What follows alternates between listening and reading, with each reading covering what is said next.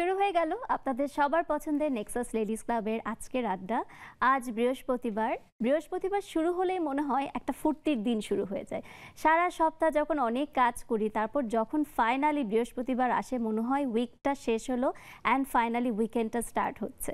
তার মধ্যে আজকে সারাটা দিন বৃষ্টির মধ্যে কিন্তু মনে হচ্ছে যে চারপাশে মানুষজন কে কি বললো জানি না, মাঝখানে গিয়ে একটু ভিজতে শুরু করে দিই। আসলে জীবনে কোনো দিন এমন হওয়াই উচিত, যা ইচ্ছা তাই করব, আশেপাশের মানুষ কি বলল কোনো ব্যাপারই না। মানুষ মাঝে মাঝে ঝগড়া করছে, মানুষ মাঝে মাঝে বন্ধু হচ্ছে, সব কিছুই হচ্ছে, কিন্তু কোনো দিন কিন্তু মনে একটু হালকাই হওয়া উচিত যে যে যাই বলুক আজ কোনো ব্যাপারই না। এরকম একটা বিষয় নিয়ে আজকে আমরা আড্ডা দিব যে কোনো ব্যাপারই না, এবং আমি সম্প্রীতি আছি আপনাদের সাথে, থাকবো নেক্সট 1.5 ঘন্টা আড্ডা দিব কোনো ব্যাপারই না নিয়ে। আপনারাও আপনাদের জীবনে কোনো মুহূর্ত তো এমন থাকে যে ধুর কোনো ব্যাপারই না, চলো তো যা ইচ্ছা তাই করি। এরকম একটা মজার বিষয় নিয়ে আড্ডা দিব, এবং আমাদের সাথে 3 জন খুব মজার অতিথি আছে, তাদের সাথে পরিচয় করিয়ে দিব আমি আপনাদের সাথে। আমাদের সাথে আছেন আইরিন হোসেন, উনি একজন chief financial and production officer JRC power tech. Irin আপু, আপনাকে অনেক শুভেচ্ছা আমাদের এই নেক্সাস লেডিস ক্লাবের আজকের আড্ডায়। আপনাদেরকে অনেক শুভেচ্ছা।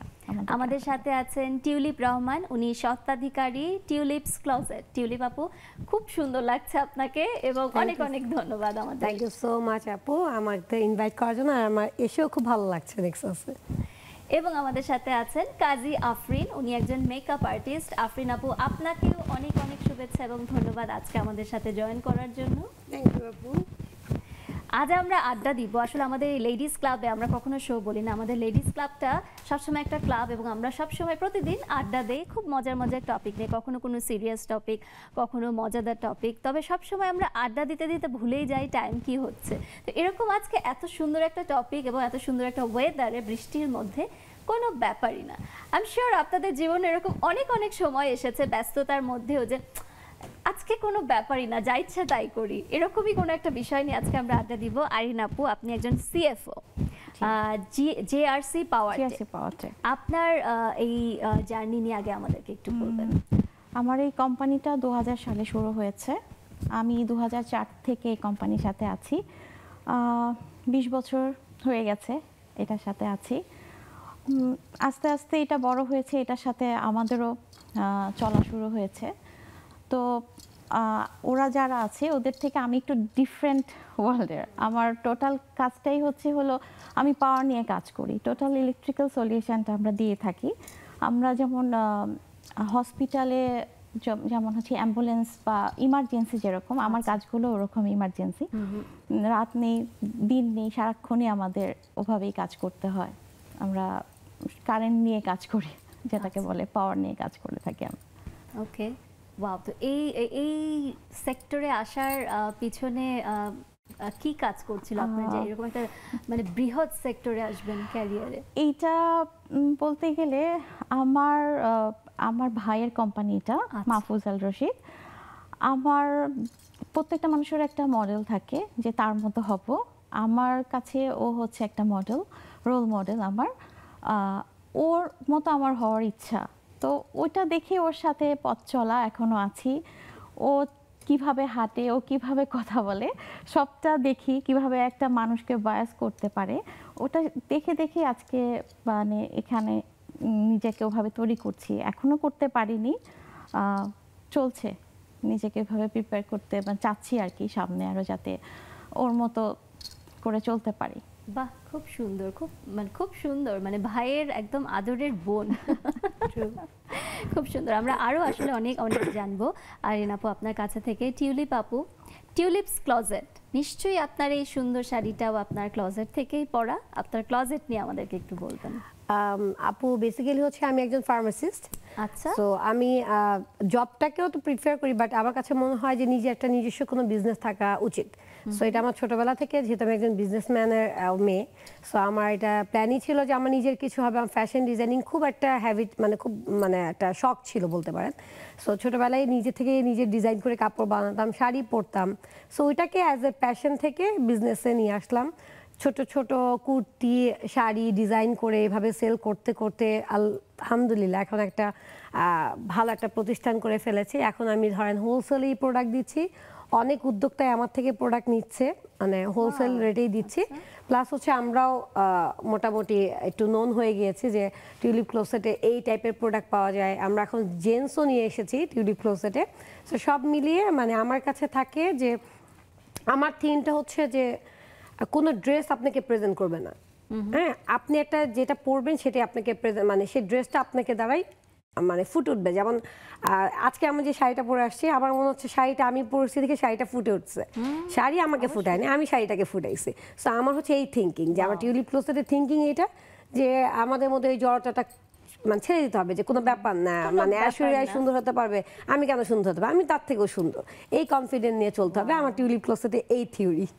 ওয়াও, আসলে এবং আপনি জলজল করছেন, খুব সুন্দর। আমরা আরো জানবো টিউলিপ আপুর কাছ থেকে আপনার টিউলিপ ক্লোজেট নিয়ে। আফরিন আপু, মেকআপ আর্টিস্ট, কিভাবে মেকআপ এই সেক্টরে আসা হলো আপনার ক্যারিয়ারে, আমাদেরকে একটু বলবেন। আমি এই ক্যারিয়ারে এসেছি 2016-এ, ঠিক আছে। ফার্স্টলি আমার ছিল একটা কি বলে আফরিনস ফ্যাশন শোরুম ছিল, যেটা আমি কাতার থেকে আবায়া, ড্রেস এগুলো কালেক্ট করতাম। আচ্ছা, মানে ওই কাতারে ছিলাম তো, কাতার বাংলাদেশ দুই জায়গা থেকেই করতাম। তো মেকআপ আর্টিস্ট হিসেবে আমাকে ইন্সপায়ার করা, আমার পাশেই বসে আছে টিউলিপ রহমান, ও সবসময় আমাকে বলতো তোর মেকআপ স্কিল খুব ভালো, তুই খুব ভালো পারবি, তুই চেষ্টা কর। তো এর আগে থেকে আমার কাতারে কিছু কাজ করা হয়েছে, কাতার থেকে আমি কিছু কোর্স করেছি। তো যখন ও আমাকে এত ফোর্স করতো তখন মনে হলো কেন না আমি এটা অ্যাজ এ প্রফেশন হিসেবে নিতে পারি। তখন থেকেই 2017 থেকে আস্তে আস্তে আমি এটাকে অ্যাজ এ প্রফেশন হিসেবে নিয়েছি। তারপর কাতারে আমার একটা স্টুডিও ওপেন করেছি, বাংলাদেশে করেছি। কাতারে আপনার স্টুডিও আছে? ওয়াও, ওকে। সো কাতারে কি জাস্ট এই বিষয়ে যাওয়া আসা হয় না, নাকি? কাতারে আমার বড় বোন থাকে, আচ্ছা, তো বড় বোনের কাছে আমার যাওয়া হয়। প্রথমে যেতাম ঘুরতে, ঘুরতে যাওয়ার পর থেকে আমার ওইখানেই বেশি ভালো লাগতো। আমার একটা ছেলে, তো ওকে নিয়ে যেতাম স্কুল যখন বন্ধ থাকতো 3 মাসের জন্য, ওকে নিয়ে যেতাম, ঘুরতে যাওয়া হতো। কিন্তু ওইখানে থাকলে না ওই বোনের মেয়েও আমাকে খুব ফোর্স করতো, মামুনি তুমি পারবা, তুমি কিছু একটা করো। আমি খুব একটু অন্যরকম মেয়ে, মানে খুব চুপচাপ থাকি, খুব একা থাকতে পছন্দ করি, জয়েন্ট ফ্যামিলি, তারপরে একা পছন্দ করি। কিন্তু ও আর টিউলিপ সবসময় আমাকে বলতো যে তোকে দিয়ে হবে, তুই চেষ্টা কর। তো আলহামদুলিল্লাহ ওই বোনের মেয়েও আমাকে সবসময় সাপোর্ট করতো। কোথায় কোথায় কোর্স হচ্ছে, কাতারে কোথায় কোথায় কোর্স হচ্ছে, মামুনি আজকে অমুক জায়গায় কোর্স হচ্ছে, চলো তোমাকে নিয়ে যাই, একদিনের জন্য 2 দিনের জন্য তোমাকে নিয়ে যাই। ওইখানে ও আমাকে কোর্সগুলো করাতো। কাতারে ও আমাকে পুরোপুরি সাপোর্ট করেছে, বাংলাদেশে টিউলিপ আমাকে পুরোপুরি সাপোর্ট করেছে।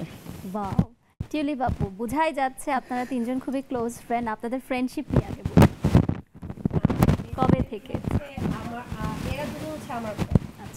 আইরিন হোসেন হচ্ছে আমার স্কুল ফ্রেন্ড, লাইক 96 থেকে আমরা ফ্রেন্ড, যখন আমরা ক্লাস 6-এ পড়ি। সো তখন থেকে আমাদের ফ্রেন্ডশিপ, আর ফ্রেন্ডশিপটা শুরুই হয়েছিল ঝগড়া দিয়ে। ও এক সেকশনে ও ছিল মনিটর, আমি ছিলাম আরেক সেকশনে মনিটর, মোহাম্মদপুর গার্লস। তো তখন 2 ক্যাপ্টেন 2 গ্রুপ দেখতে পারতাম না। তো ওকে দেখলে আমি গেট লক করে দিতাম, ও আমাকে দেখলে গেট লক করে দিত। তারপরে শত্রু থেকে কিভাবে যে ফ্রেন্ড হলো আই ডোন্ট নো। সো সেখান থেকে এই পর্যন্ত পথ চলা। আর আমি খুবই ব্লেসড যে আমার ফ্রেন্ডরা মানে খুবই, এই যে ও একজন সফল উদ্যোক্তা, সে নিজেও একজন একটা বড় একটা কোম্পানি চালাচ্ছে। সো এটা আমি খুবই গ্ল্যাড হই। কাজী আফরিন হচ্ছে আমার এই গ্রুপিং জগৎ, এই 2016 থেকে গ্রুপিং জগৎ। আমার একটা গার্লস গ্রুপ আছে, আমি নারী উদ্যোক্তাদের একটা গার্লস গ্রুপ আছে, স্টাইলিশ ডিভা। সো ওখানে হচ্ছে সে আমার স্পন্সর হিসাবে এসেছিল আফরিন দিয়ে। তখন আমার প্রথম দেখাতে আমার ভালো লাগছে, জানলা এত সুন্দর, এত লম্বা একটা মেয়ে, পুরো সুস্মিতা সেন আমার কাছে লেগেছিল। তারপর ওকে দেখলাম যে মেয়েটা আসলে খুবই মানে ইন্ট্রোভার্ট, মানে ও একদম চুপচাপ থাকে কেমন। তা আমি বললাম তোমার মধ্যে অনেক ক্রিয়েটিভিটি আছে, তুমি কেন এটা প্রকাশ করো না? বাট আসলে ও মানে কি বলে, সিলেক্টিভ মানুষের সাথে কথা বলে, সিলেক্টিভ চলে। সো এটা ওকে অনেকে ভুল বুঝে। সো দ্যাট টাইম থেকে আমি ওকে পুরো গাইডলাইন দেওয়া শুরু করছি যে এইভাবে চলবা, এটা করবা, এটা করবা। অনেক বকা শুনে, ও এখনো ফোন দিলে বলে টিউলিপ তুই কি ব্যস্ত? আমি কাল করে বকা দিলাম, তুই আমার ফ্রেন্ড নাকি, এত ফর্মালিটি কেন? বোঝা যাচ্ছে যে টিউলিপ আপু খুব সুন্দর করে গাইড করে। ফ্রেন্ড, এরকম একটা ফ্রেন্ড কিন্তু থাকা দরকার সবারই। আমাদের আসলে একটা ছোট্ট বিরতিতে যাব। দর্শক দেখতেই পাচ্ছেন 3 জন বন্ধু একত্রে এসেছে আমাদের আজকের এই স্টুডিওতে। সো আমরা একটা ছোট্ট বিরতিতে যাচ্ছি।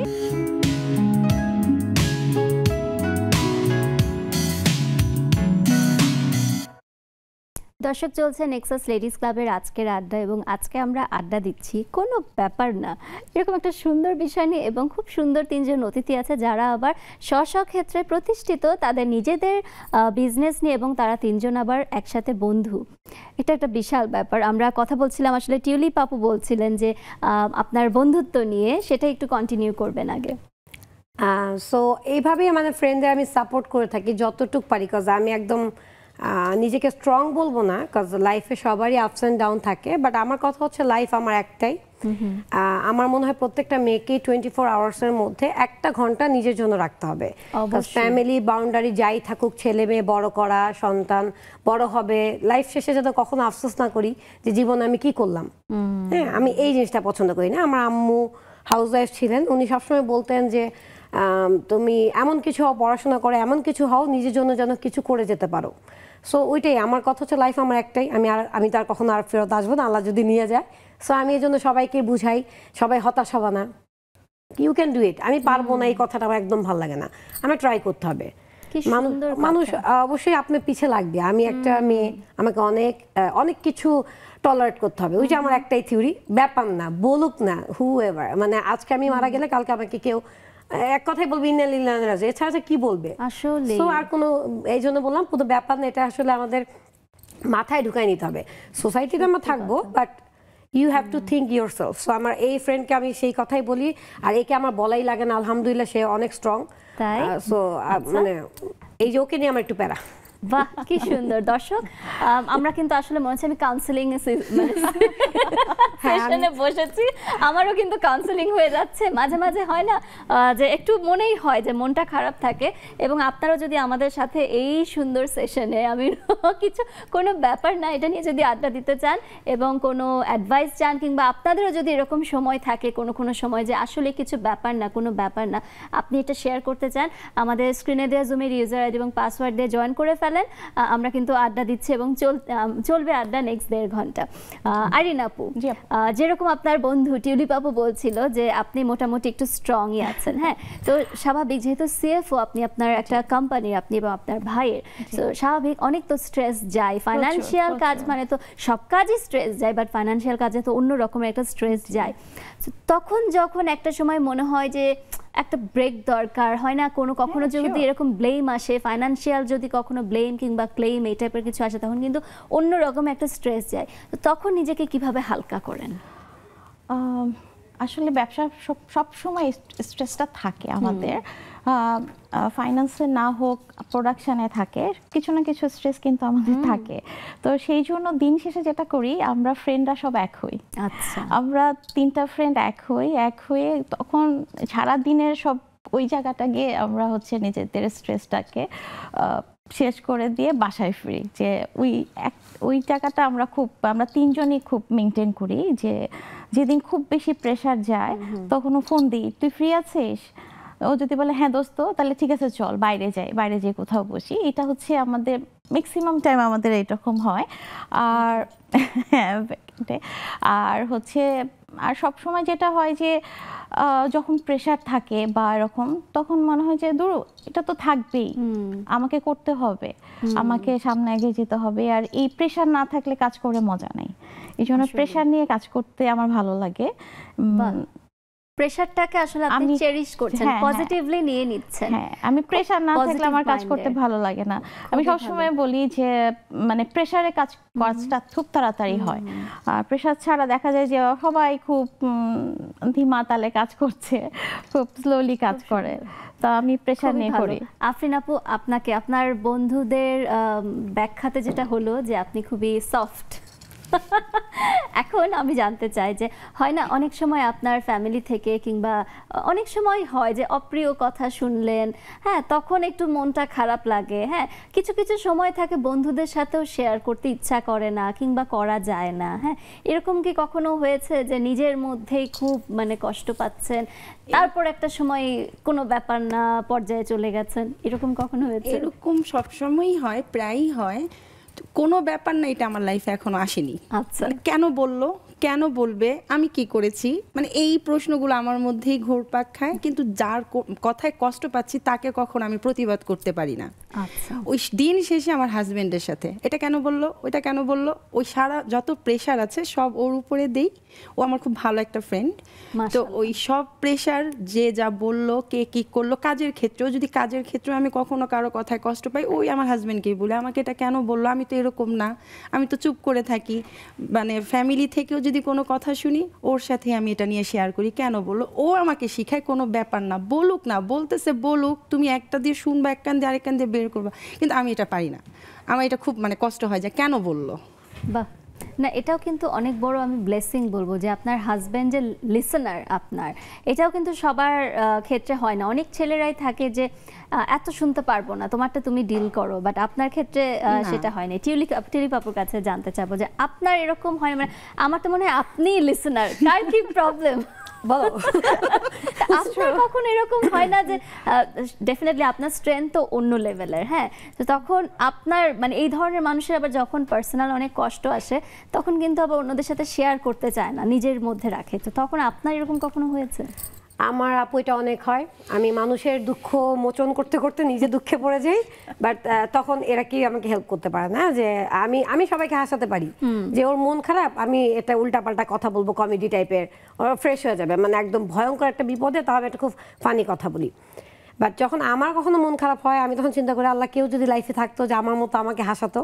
বাট ব্লেসিং যে ফ্রেন্ডসরা, আমরা যখন আমার খুব মন খারাপ থাকে আমি ওদের ফোন দিব, খুব খারাপ লাগছে আমাকে বের করবি, তাকে আমি ফ্রাস্ট্রেটেড হয়ে যাব, তখন ওরা যেখানে থাকুক, ও ফ্যাক্টরিতে থাকুক বা ও যেখানে থাকুক, একটা ফোন দিবে, কি হয়েছে টিউলিপ শেয়ার কর, বাট আমি ওদের সাথে চিল্লাচিল্লি করবো, দ্যাটস ইট। বাট আমার কাছে মনে হয় ওই যে স্ট্রেসটা আসলে লাইফে না কিক না থাকলে না, মানে একটা মানে মজা লাগে না। যে আমি একটা বোরিং, আমি ফার্মেসিতে জব করি নাই কেন, একটা কারণ যে আমি জব করব, আমাকে একটা কম্পিউটার দিয়ে একটা ডেস্ক দিয়ে বসা রাখবে, সারাক্ষণ একটা ডাটাবেস আমি বের করব, আমার একটা খুব বোরিং জব লাগছে। আমার কাছে মনে হচ্ছে মার্কেটিংটা মজা, ওখানে যাব, আমাকে টার্গেট দিবে, আমি কাজ করব, না করলে আমাকে বের করে দিবে, একটা মানে চ্যালেঞ্জিং একটা লাইফ। এটা একটা লাইফ যে আমার 24 আওয়ার্সে আমি সারাক্ষণ চ্যালেঞ্জিং এ থাকতে চাই, babies, family, business, girls group, bitching, gossiping, খুব মজা লাগে, কি যে মজা লাগে, আমি আপনার ফ্রেন্ড হতে পারতাম।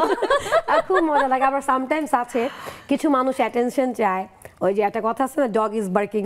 সো আমার কথা হচ্ছে মানে কিছু আমি অনেক মেয়েদের দেখি ফ্যামিলি কথা বলছে, ফ্রেন্ডসরা খোঁচা মারছে যে দেখো ও ফেসবুক এখন ছবি দিচ্ছে, ও এত এখন কাপড়ওয়ালি, ও তো এখন কি করছে, মডেলিং করতেছে, কি মেকআপ দেয়, এগুলো বলে, তখন ওরা হতাশ হয়ে যায়, সব ছেড়ে দেয়। হ্যাঁ, আবার দেখি 2 দিন পর হেজাব টেজাব পরে একদম আল্লাহ বিল্লাহ হয়ে যায়। আমিও দেখেছি, অনেক এরকম দেখেছি। আমার কথা হচ্ছে ভয় পাওয়ার কি আছে, যে রাস্তাতে তোমার টার্গেট থাকবে, আমি ওদিকে যাব, ওই এলাকায় যাব, ধরেন আমি মোহাম্মদপুর থেকে ধানমন্ডি যাব, সো আমি এক রাস্তায় যাচ্ছি, দেখি কুকুর অনেক ঘেউ ঘেউ করছে, পাড়ার কুকুর, ইগনোর করো, ওই রোডটা আমি গেলাম না, আমি অন্য রোডে যাবো, রোডে কি অভাব দিচ্ছে আল্লাহ? সো আল্লাহ তোমাকে এক পথ বন্ধ করে দিবে আর 10টা পথ দিয়ে দিবে ওপেন। এক রোডে ঘেউ ঘেউ করতেছে, ইগনোর, এটা কতক্ষণ করবে? যখন তুমি সাকসেস করবা, যখন তুমি টাকা ইনকাম করবা, 2 হাতে টাকা উড়াবা, তখন তোমাকে এমনি সালাম দিবে। এটা আমার থিওরি, সত্যি কথা, আমি জানি না, প্র্যাকটিক্যাল থিওরি না, প্র্যাকটিক্যাল কাজ হচ্ছে মেয়েরাই মেয়েদের সূত্র, এটা নো ডাউট, যে আমরা দেখি শাশুড়ি প্রবলেম, ননদরা প্রবলেম, সো এই মেয়েরাই, আপনি গার্লস গ্রুপ দেখেন, এখানে মেয়েরাই প্রবলেম।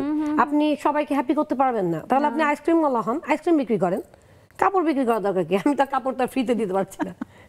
সো আমার কথা হচ্ছে আমি সবাইকে হ্যাপি করতে পারবো না, বাট আমার দ্বারা যে 10 জন হ্যাপি আছে তাদেরকে নিয়ে আমি থাকতে চাই, আর 10টা ফেক মানুষ আমি নিয়ে থাকতে চাই না।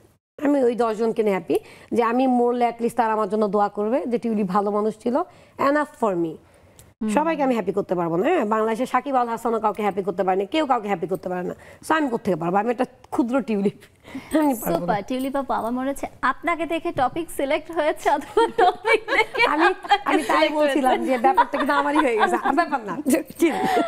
আফরিন আপু, আপনার মেকআপ নিয়ে আমরা আরেকটু জানতে চাচ্ছি। আপনি এখন কি কোথায় আপনার স্টুডিও প্লাস ব্রাইডাল করেন, না কি ধরনের করেন, কি ধরনের সালুনে সেবাগুলো দেয়া হয়, সেগুলো একটু? আমার স্টুডিওটা হচ্ছে যাত্রাবাড়ি, মানে আমার এটা হোম সেটআপ স্টুডিও, আপনার কাজিজ মেকওভার। কাজিজ মেকওভার। কাজিজ মেকওভার, হ্যাঁ। এটা হচ্ছে হোম সেটআপ স্টুডিও। ওইখানে আমার ব্রাইডাল সেটআপ আছে, আচ্ছা। পার্টি মেকওভার হয়, আর বেশি হয় স্টুডেন্টদের ক্লাস নেই। ও আচ্ছা, আপনি ক্লাস? হ্যাঁ, আমি ক্লাস নেই, তো বেশি আসে আমার স্টুডেন্ট, মানে আমার ব্রাইডাল থেকে পার্টি মেকওভার থেকে আমি নিজেই স্টুডেন্টদের শেখাতে কমফোর্ট ফিল করি বেশি। আচ্ছা, তো স্টুডেন্টরা যখন আসে দেখা যায় মান্থলি স্টুডেন্ট থাকে, তো ওই বাসায় আমার স্টুডেন্ট আসে 2 জন 4 জন, একটা ব্যাচ থাকে যে 5 জনের, 2 জনের, 1 জনের, এরকম করে স্টুডেন্টদের শেখানো হয়। আচ্ছা, তো প্যাকেজটা কি রকম থাকে, মানে যদি কেউ আগ্রহী হ্যাঁ, হয়? প্যাকেজ হচ্ছে আমার 3 দিনের একটা কোর্স আছে, 5 দিনের আছে, আর যারা প্রফেশনাল ওয়েতে করতে চায় তাদের 15 ডেজের আছে। আচ্ছা, 15 ডেজের যেটা, সেটা হচ্ছে আপনি করে স্টুডিও ওপেন করতে পারবেন। আচ্ছা, আর 3 দিনেরটাতে কি কি? 3 দিনের হচ্ছে basic knowledge, basic to advance, নিজের থেকে যা দরকার, নিজের দেখা যায় না, আমরা তো এখন কিছু থেকে কিছু হলে প্রোগ্রাম একটু সাজুগুজু করতে হয় নিজের জানার জন্য। সবাই এখন মেকআপ টুকটাক কম বেশি জানে, তারপরে কিন্তু কিছু কিছু সিক্রেট কিন্তু থেকে যায়। যতই আমরা লাইভ দেখি না কেন, যতই আমরা টিউটোরিয়াল দেখি না কেন, কিছু কিছু টিপস ট্রিক্স কিন্তু আমাদের কাছে থেকে যায়। তো ওইটা যখন ক্লাসগুলো করে তখন ওই 3 দিনেই এনাফ। আমার এমনও অনেক স্টুডেন্ট আছে 3 দিন ক্লাস করে এখন দিব্যি পার্লার করতেছে। বাহ, খুবই সুন্দর। আপনি কি ছোটবেলা থেকে সবাইকে সাজাতে পছন্দ করতেন? না, আমি 2014-তে আমার বোনের মেয়ে আমাকে সাজিয়ে দিছে। আচ্ছা, মানে যখন আমি ফার্স্ট কাতার যাই 2014-তে, কোথাও কোনো প্রোগ্রামে বা কোনো দাওয়াতে গেলে ওই মেয়ে, মানে আমরা সেম এজ, কাছাকাছি, তো ও আমাকে সাজিয়ে দিত, মামুনি আসো আমি তোমাকে সাজিয়ে দিই। তো ও আমাকে সাজিয়ে দিত, ও আমাকে রেডি করে দিত, এটার সাথে এটা পরবা, এই হিজাবটা এইভাবে পরবা। তখন থেকে আমার হিজাবটা রেগুলার করা হয়, এই হিজাব এইভাবে পরবা। ওই তখন থেকে ওর থেকে একটু একটু সাজুগুজুর পছন্দ, কিন্তু আমি নিজে কখনো ওইভাবে সাজতে পারতাম না। আচ্ছা, তো হঠাৎ করে আপনার এই ঝোঁকটা চলে আসলো যে সবাইকে সুন্দর করে সাজাবো? এই যে সবাই বলতেছিল যে আমাকে দিয়ে হবে, মানে আমার স্কিলটা হচ্ছে অ্যারাবিয়ান স্কিল, আমার আই লুকটা হচ্ছে অ্যারাবিয়ান আই লুক, যেটা বাংলাদেশে যেটা দিয়ে আছেন সেটা অ্যারাবিয়ান আই লুক। হ্যাঁ, এটা আমরা একটু ডিটেইল জানবো। মানে আমি চাইলেও কি না, বলে এই লুকটার নাম? এটা অ্যারাবিয়ান আই লুক। আমি চাইলেও না গ্লিটারি লুক করতে পারি না। আমি আমার হাতে ঘুরে ফিরে স্মোকি হবে, নুড হবে, না হয় একটা মানে একটা সিম্পল লুক হবে, মানে আমি চাইলেও গ্লিটারি লুকটা দিতে পারি না। তো আমি যখন প্রথম এই লুকটা করি তখন এটা খুব রেয়ার ছিল, সবাই খুব পছন্দ করতো যে তোমার আই লুকটা একদম ডিফারেন্ট হয়। বেস্টেজ বাদ দিলাম, জাস্ট আই লুকটা সবাই খুব ফ্যান ছিল। তো তখন সবাই বলতো যে তুমি পারবা, তুমি চেষ্টা করো। তারপর ওই যে ইন্ডিয়ায় কোর্স করলাম, কাতারে করলাম, বাংলাদেশে কিছু ইন্টারন্যাশনাল মেকআপ আর্টিস্ট আসছে, ওনাদের কাছে করলাম। তো সবার কাছে করে মোটামুটি এইভাবে আমি আর কি ধরে ফেললাম মেকআপ আর্টিস্ট হিসেবে। তবে সত্যি কথা বলতে আমার ফ্যামিলি কখনো চায়নি যে আমি মানে মেকআপ আর্টিস্ট বা কিছু হই, কারণ আমার ফ্যামিলি আমাকে বিয়ে দিছে জয়েন্ট ফ্যামিলি, তার আমার কিন্তু খুব ছোটবেলা বিয়ে হয়েছে। আচ্ছা, আমি যখন ক্লাস 8 থেকে 9-এ উঠি তখন আমার বিয়ে হয়েছে। এত ছোটবেলা। তো তখন না ওই আমার বাবা মা চেয়েছে যে আমি সংসার করব, সংসারের মধ্যেই আমি থাকবো। ওই গার্লস গ্রুপ বা এটা সেটা ওরা তো বুঝতোই না, আর মানে কখনো বুঝতেও চাইনি। তো আমি যখন ফার্স্ট টিউলিপের আগে একটা গ্রুপে গিয়েছিলাম, ওটার কথা নাই বলি, তারপরে টিউলিপের গ্রুপে আমরা একটু আপনাকে এখানে থামাতে হবে, আমাদের একটু ব্রেক নিব। ফিরে এসে আমরা আসলে আরো টিপস জানতে চাবো। আপনার এই আই লুকটা আসলে খুবই ফ্যাসিনেটিং, খুব সুন্দর। আমাদের জুমে আপুরা জয়েন করেছেন আমি দেখতে পাচ্ছি। সো আমরা একটা ছোট্ট বিরতি নিয়ে আমরা ফিরছি এখনই। আমি দেখতে পাচ্ছি নাজিয়া আপু, মিষ্টি আপু, রেবেকা আপু, তানিয়া আপু এসেছেন। সবাইকে অনেক শুভেচ্ছা। দর্শক, আমাদের সাথে 3 জন খুব সুন্দর অতিথি আছেন এবং জুমে কিন্তু আপনারা সরাসরি জয়েন করে ফেলতে পারেন। নিচ্ছে একটা বিরতি, এখনই ফিরছি, সাথেই থাকুন।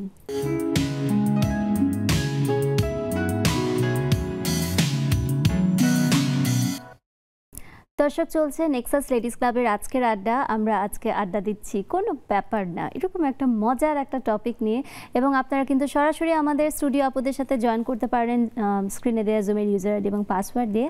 আমরা দেখতে পাচ্ছি আমাদের জুমে অলরেডি অনেক আপুরা জয়েন করেছেন। আমি একটু চলে যাব নাজিয়া আপুর কাছে। নাজিয়া আপু একটু আনমিউট করবেন।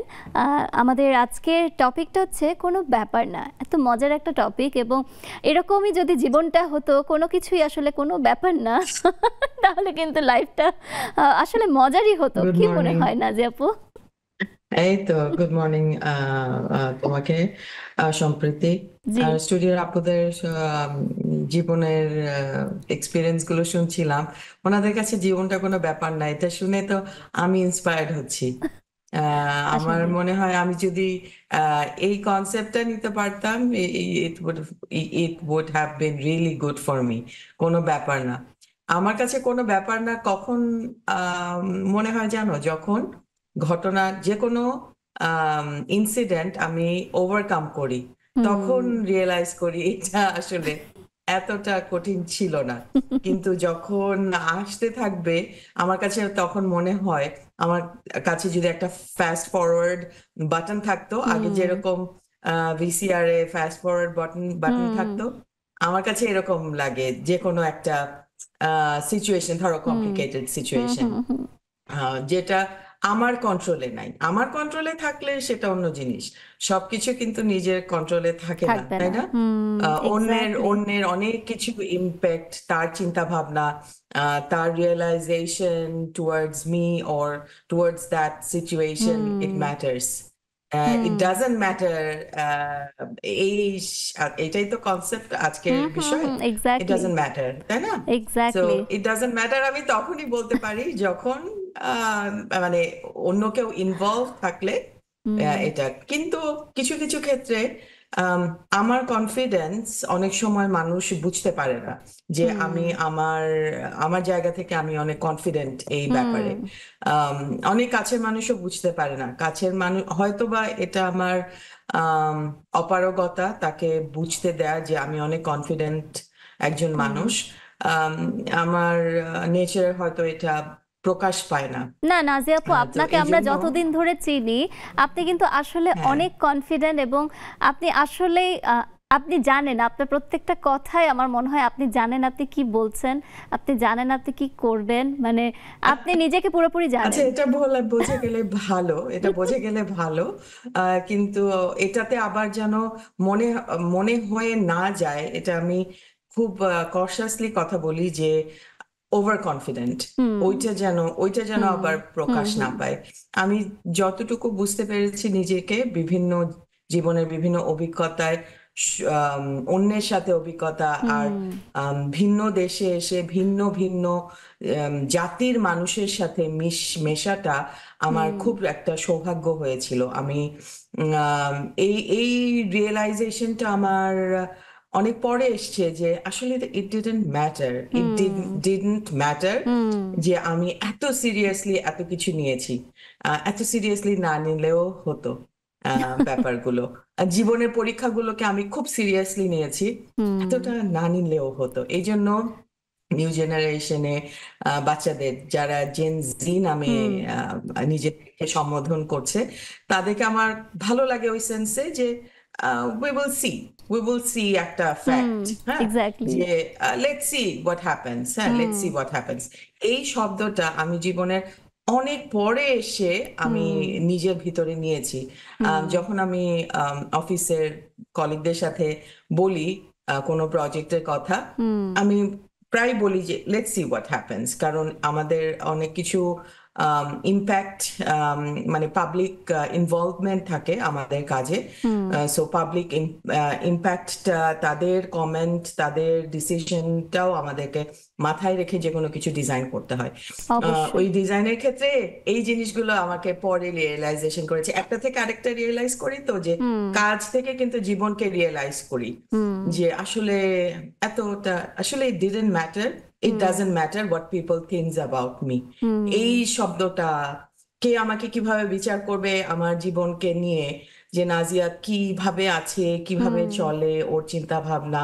অনেকে আরেকটা জিনিস, সরি আমি একটু টাইম না না নিচ্ছি, না, প্লিজ বলেন। হ্যাঁ। আরেকটা জিনিস আরেকটা জিনিস খুব ম্যাটার করে যে যারা বিদেশে থাকি আমরা, ও কি ধার্মিক, হ্যাঁ, ওর হুম ভিতরে কি ধর্মকর্ম আছে, হুম হ্যাঁ।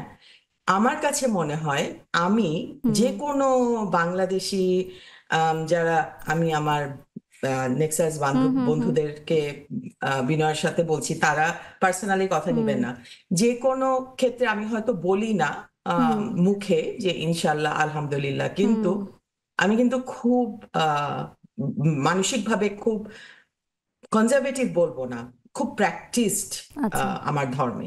আচ্ছা। হ্যাঁ, হুম আমি হুম আমার ধর্মকে খুব রেসপেক্ট করি, হুম হুম এবং কেউ যদি ধর্ম নিয়ে খুব বেশি আলোচনা করে আমি সেটা পছন্দ করি না, কারণ ধর্ম খুব তার পার্সোনাল ব্যাপার। হুম এবং এক্স্যাক্টলি। সেই হুম ক্ষেত্রে আমি বলবো যে মানুষকে বিচার শুধুমাত্র একদিক থেকে করা উচিত না, বা সবচেয়ে বড় কথা, মানুষকে বিচার করার দায়ভার কিন্তু আমাদের ওপরে না। হুম হুম, বিচার একটা জায়গায় হবে, পৃথিবীতে শুধুমাত্র আমরা আইনি বিচার পাবো, কিন্তু ন্যায় বিচার কিন্তু আমাদের সৃষ্টিকর্তা দিবে। অবশ্যই। সো বিচারের দায়িত্ব কিন্তু আমাদের হাতে না, এবং খুব সুন্দর ধর্ম কথা কর্ম কিন্তু বলেছেন নাজিয়া আপু। একেবারেই নিজের ভিতরে, it doesn't matter if it shows to people what people thinks about you or me, it doesn't matter. Thank you so much Nazia আপু, খুব সুন্দর করে বললেন, কথাটা খুবই ভালো লাগলো। টিউলিপ আপু, আপনার সাথে তো পুরোপুরি সহমত।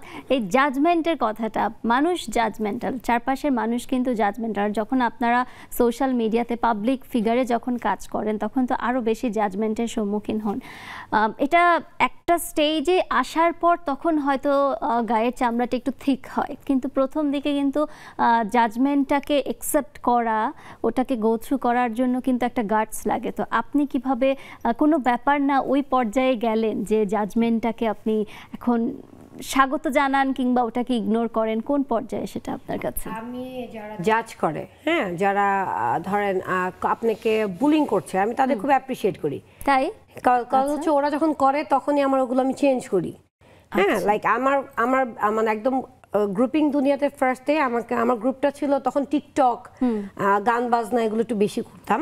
এখন তো এটা খুব ভালো অ্যাপ্রিসিয়েট ভাবে দেখে, বাট দ্যাট টাইম কিন্তু খুব নেগলেক্ট ভাবে দেখতো, যে লাইভে এসে নাচানাচি করে বা গান ছেড়ে নাচে, খুব নেগলেক্ট করতো। তো আমি তখন চিন্তা করতাম যে আসলে মানে আমি তখন মানে গার্ডস নিয়েই বলেছি যে আমি আসলে নায়িকা হতে চেয়েছিলাম, নায়িকা হতে পারি নাই, একটা সুযোগ পেয়েছি টিকটকের মাধ্যমে নাচানাচি করি। সো এটা ছিল আমার কথা হচ্ছে আমি ভেঙে পড়বো না, আমাকে কতক্ষণ ঠেলবে, তুমি যতক্ষণ জাজমেন্টগুলোকে খুব মানে নিবে, প্রাধান্য দিবে যে ও এটা বলেছে আর আমি এটা রিয়াকশন দেখাবো, তখনই ওই যারা জাজমেন্ট করে তারা কিন্তু পাওয়ার পেয়ে যায় যে ও আচ্ছা ওর উইক পয়েন্ট এটা নিয়ে আমি আরো খোঁচা দিব। আমার উল্টা হচ্ছে, আমাকে যখন জাজমেন্ট করে, যখন আমাকে নিয়ে বেশি গসিপিং হয়, তখন আমি আরো বেশি হাসি, বেশি মজার পোস্ট করি, বেশি জায়গায় ঘুরতে যাই, পার্টি থ্রো করি, অনেক কিছু করি। যে আমার কথা হচ্ছে যে নিন্দুকের মুখে পড়ে ছাই।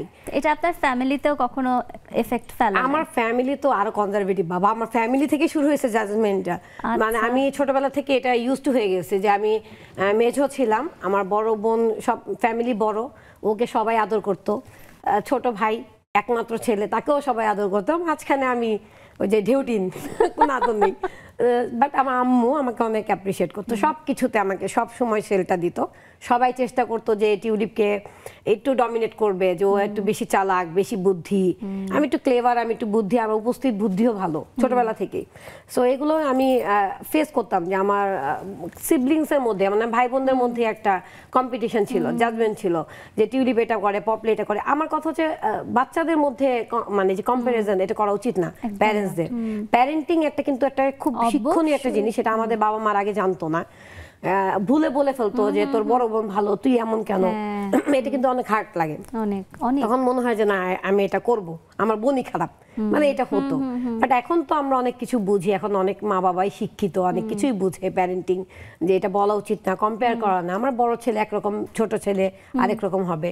সো আমি ছোটবেলা থেকে জাজমেন্ট হতে হতে হতে এখানে আসছি।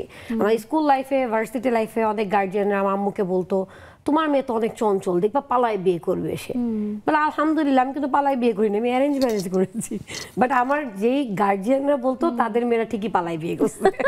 সো এই জন্যই বলতে হয় যে কখনো কাউকে নিয়ে কটু কথা বলতে নেই, কারণ ইউ নেভার নো আল্লাহ তোমার উপর কি রেখেছে।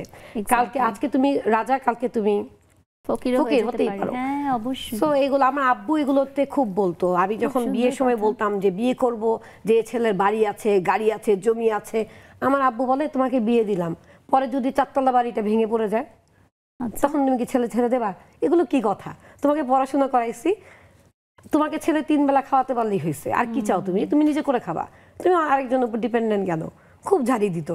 আমি তখন বলতাম যে আব্বুকে এমন, অন্য সব বাবারা তো কত ভালো, বড় লোক দেখে বিয়ে দিবে সব বলে, আমার বাবা এমন কেন? বাট আমার বাবা অনেক প্র্যাকটিক্যাল, সে পলিটিশিয়ান ছিলেন, খুবই ভালো মনের মানুষ ছিলেন। আর ওনার থ্রোতেই, আমার বাবা মার থ্রোতেই আমি এরকম প্রাণবন্ত বলতে পারি। অসাধারণ, অসাধারণ টিউলিপ আপু। আমাদের একটা ছোট্ট বিরতিতে যাওয়ার সময় এসেছে, খুব সুন্দর কথা শুনছি, এবং আমাদের জুমের আপুরাও, আমরা ফিরে এসে জুমের আপুদের সাথে আরও কথা বলবো, ওনারা সবসময় আমাদের সাথে থাকেন।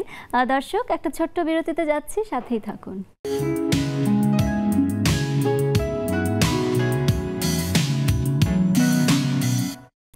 দর্শক, চলছে কোনো ব্যাপার না এরকম একটা টপিক নিয়ে আজকে নেক্সাস লেডিস ক্লাবের আড্ডা, এবং আমি সম্প্রীতি আছি আপনাদের সাথে। আমাদের সাথে তিনজন চমৎকার অতিথি আছেন এবং যাদের কথা শুনে এত বেশি পজিটিভলি ইন্সপায়ার্ড হচ্ছে, আমার মনে হচ্ছে এভরি উইকে একটা দিন যাবে কোনো ব্যাপারই না। আসলে আমি একটু জুমের আপুদের কাছে যাব। আমি দেখতে পাচ্ছি রাশিদা আপু আছে, মিষ্টি আপু আছে। রাশিদা আপুর কাছে একটু যাব। রাশিদা আপু আমাদের কানাডা থেকে আমাদের সাথে জয়েন করেছেন। রাশিদা আপু একটু আনমিউট করবেন। কোনো ব্যাপার নেই, এরকম একটা চমৎকার টপিক নিয়ে কথা বলছি, এবং আপনি এতদিন ধরে বিদেশে আছেন, স্বাভাবিক অনেক ধরনের মানুষের সাথে মিশেছেন, অনেক সময় স্ট্রেস গেছে, কখনো মজা হয়েছে। তো কোনো ব্যাপার না, এই বিষয়টা আপনার জীবনের সাথে কিভাবে জড়িত আমাদেরকে একটু বলবেন। যে সবাইকে ধন্যবাদ। আমি কানাডা থেকে সবাইকে সুপ্রভাত জানাচ্ছি। আমাদের এখানে এখন শুভ সকাল। তো ভালো লাগছে নেক্সাসে অ্যাটেন্ড করে, এক এক দিন এক একটা টপিকস দিয়ে এত ভালো লাগে যে কোনটা রেখে কোনটা বলবো, খুবই ভালো লাগে, এক্সাইটেড হয়ে যায় বাচ্চাদের মতো নেক্সাসে বসলেই। আসলে ব্যাপার না, এই যে আসলে এই জেনারেশন, যেটা নিউ জেনারেশন, এদের জন্য এত স্মুথ ভাবে বলে যে আমার ভাইয়ের ছেলেও সেদিন আসছিল, ও অ্যাপেলে জব করতো, খুব ভালো জব। তো এটা দিয়ে শুরু করি।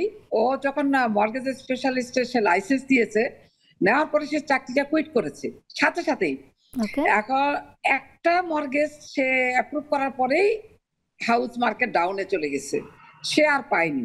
কিন্তু এদের দেশের ছেলেমেয়েরা এত সুন্দর করে বলে কোনো ব্যাপার না, মানে এইভাবে অঙ্গভঙ্গি প্রকাশ করে, নাথিং, কোনো ব্যাপার না মা। তো এই যে ওদের একটা মনোবল, এটা কিন্তু আমাদের যে কালকে কথা ছিল যে আমরা দ্বন্দ্বটা, এইটা এখন আমাদের শিখাতে। আমরা তো আসলে এটা খুবই অরিড ছিলাম একটা সময়। আমাদের বাসায় যখন কানাডা এসেছি, বাচ্চা স্কুলে পড়ে, ইউনিভার্সিটি বলেন, স্কুলে বলেন, কোনো কিছু হইলে আমরা খুবই অস্থির থাকতাম। এবং আমাদের বাসায় এখানে তো আর হেল্পিং হ্যান্ড থাকে না। তো যখন মান্থলি আমরা একটা প্রোগ্রাম করতাম কোন একটা অনুষ্ঠানে, আমরা তো 3 দিন ঘুমাতেই পারতাম না যে কোনটা রেখে কোনটা করব, কখন কি করব, এত লোক আসবে, কিভাবে করবো। এই যে কোনো ব্যাপার না, এটা তো আমাদের মাথায় তখন ছিলই না। এখন একটু একটু সাহস হয়েছে। তারপরে চাকরি ইন্টারভিউতে গেলে তো আগের দিন থেকে শুরু হয়ে যেত প্রিপারেশন, কি করব, কোনটা করব, কি করব, কি বলবো, কি কোশ্চেন করবে। এমনকি ঘরে সবাইকে বিরক্ত করতাম, আমাকে তুমি কোশ্চেন করো, আমি ইংলিশে তোমাকে অ্যান্সার করি, যে কি ধরনের কোশ্চেন করে। কোনো ব্যাপার না করার সাহস এখন হয়েছে। এখন ওদের কাছ থেকে আমরা অ্যাডাপ্ট করেছি, আলহামদুলিল্লাহ। অনেকটা এখন অনেক কিছু ইজি ভাবে নিতে চেষ্টা করতেছি। তো কোনো ব্যাপার না, এটা যখনই বলতে পারবে তার জন্য একটা বিরাট বোঝা মাথা থেকে হালকা হয়ে যাবে। একদম খাঁটি কথা বলেছেন। আসলে জীবনে ওই পর্যায়ে যেতে পারলেই জীবনটাকে আসলে উপভোগ করা শুরু হবে, আমি বলবো। মিষ্টি আপুর কাছে অনেক ধন্যবাদ। রাশিদা আপু, মিষ্টি আপুর কাছে যাবো। মিষ্টি আপু, আপনাকে যতদূর জানি ছোটবেলা থেকে তো কোনো ব্যাপার না, ব্যাপার সবকিছুই ব্যাপার ছিল আসলে আপনার জীবনে। এখন আপনি কোনো ব্যাপার না পর্যায়ে কি গিয়েছেন, একটু বলবেন মিষ্টি আপু? ঠাট্টা করে বললাম। ধন্যবাদ সম্প্রীতি। এই বৃষ্টি মুখর দিনে তোমাকে পুরো নজরুলের নীলাম্বরী কন্যার মতো লাগছে, চমৎকার লাগছে। আজকের আবহাওয়ার সাথে তুমি পুরো মিশে গিয়েছো। তো হ্যাঁ, হ্যাঁ, বিভিন্ন জায়গায় ঘুরতে ঘুরতে এখন যখন একটা স্টেজে এসে পড়েছি, জীবনটাকে আসলে অনেক সিরিয়াস ভাবে নিতাম, লেখাপড়ার ক্ষেত্রে, চাকরি বাকরির ক্ষেত্রে, বাচ্চা মানুষের ক্ষেত্রে। এখন আসলে দিন শেষে মনে হয় কোনো ব্যাপার না, কেন এত টেনশন করেছি, অ্যাজ ইউজুয়াল কিন্তু কাজগুলো হয়ে যাবে। এই সৃষ্টিকর্তার কপালে যেই লেখি রেখেছে, হাজার তবে চেষ্টা থাকতে হবে। এত সিরিয়াসলি নিয়ে লাইফটাকে এত বিটাস করার কোনো মানে হয় না। Life is very beautiful. আমাদের এই কথাগুলো আমরা যে নেক্সাসে বসি না আপু, আমাদের নিজেদেরও কাউন্সিলিং হয়ে যায়। আমি মনে করি বিভিন্ন আপুদের বিভিন্ন এক্সপেরিয়েন্স গুলো আমরা যখন বলি, আমরা অনেক কিছু শিখতে পারি। তো আসলে একটা অনার্স পড়া মেয়ে, তার ইচ্ছা ফার্স্ট ক্লাস পাস হবে, একটা স্কুলের মেয়ে কিভাবে পজিশনে যাবে।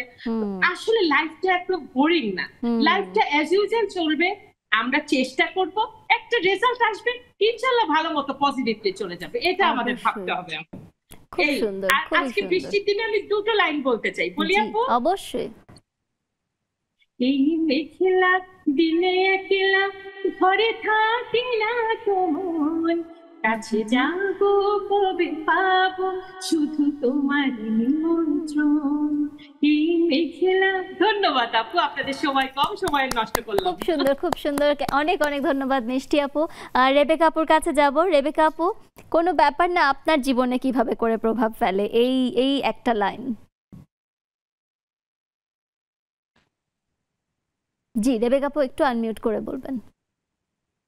হ্যাঁ, আনমিউট করছি না? জি জি জি, শোনা যাচ্ছে। হ্যাঁ সম্প্রীতি, জি ধন্যবাদ। সম্প্রীতি শোনা যাচ্ছে? হ্যাঁ শোনা যাচ্ছে। কোনো ব্যাপার না, কথাটার গুরুত্ব আসলে সহজভাবে যতটা নেওয়া যায় অতটা সহজও না কিন্তু, আমি মনে করি। আর একটা একটা করে যখন মানুষের জীবনের ধাপ চেঞ্জ হয় তখন একটা একটা করে জীবনের পরিবর্তন গুলো আসে। যখন একদম ছোটবেলা ছিলাম তখন অনেক কিছু সিরিয়াসলি নিতাম, সেই সিরিয়াসলি নেওয়াতে জিনিসগুলো মনে হতো অনেক কিছু।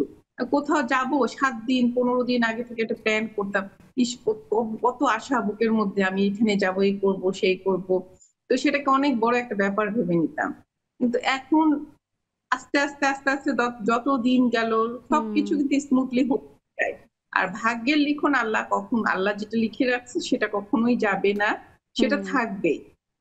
কোনো ব্যাপার না কথাটা বলা ততটাই সহজ যতটা কোনো ব্যাপার ঘটানো চেষ্টা করা, মানে লেগে থাকতে হবে। যে কোনো কাজে লেগে থাকতে পারলে তখনই বলা যায় যে হ্যাঁ কোনো ব্যাপার না। তবে এখনকার ছেলে মেয়েদের কথা আমি বলবো, আমাদের 90 জেনারেশনের আমরা যারা, তারা আমরা মোটামুটি সিরিয়াসলি সবকিছু নিয়েছি, কারণ আমাদেরটা খুব কঠিন ছিল উতরে যাওয়া। আর এখনকার বাচ্চাদের বলবো আমি, তারা কিন্তু অনেক কিছু জানে বোঝে, তারা অনেক কিছুকে সহজ ভাবে নিতে পারে। তারা একটাকে, আমরা যেমন লং টাইম একটা কিছু ধরে রাখি, তারা কিন্তু লং টাইম ধরে রাখার চিন্তা করে না। তারা মনে করে অল্প দিন গেল আমি আবার ওটা চেঞ্জ করবো, এটা কোনো ব্যাপারই না, ইজিলি সবকিছু। কিন্তু ব্যাপার না, এই অভিজ্ঞতাগুলো তো আমরা পিছন দিক থেকে পিছনে ফেলে এসে সামনে এখন যেমন চলতেই আছে, তো চাকরি তো ঘুরতেই আছে জীবনে। যখন মরে যাব বা চলে যাব পৃথিবী থেকে, তখন মনে হবে আমাদের ক্ষেত্রে কোনো ব্যাপার না। আমি কিন্তু সবকিছুকে কোনো না ভাবতে আমার খুব কষ্ট লাগে, কারণ আমি সব ব্যাপার ভেবে চলে আসছি এখন। বুঝতে পারছি রেবেকা আপু, আসলে আপনার আরো বেশি বেশি করে নাজিয়া আপু, টিউলিপ আপু, ওনাদের সাথে কথা বলতে হবে। অনেক অনেক ধন্যবাদ রেবেকা আপু। দর্শক, কোনো ব্যাপার না নিয়ে খুব সুন্দর সুন্দর ব্যাপারগুলো জানছি আমরা। আপনারাও কিন্তু আমাদের সাথে আপনাদের এক্সপেরিয়েন্সগুলো শেয়ার করতে পারেন স্ক্রিনে দেওয়া জুমের ইউজার আইডি এবং পাসওয়ার্ড দিয়ে। আমরা একটা ছোট্ট বিরতিতে যাচ্ছি, সাথেই থাকুন।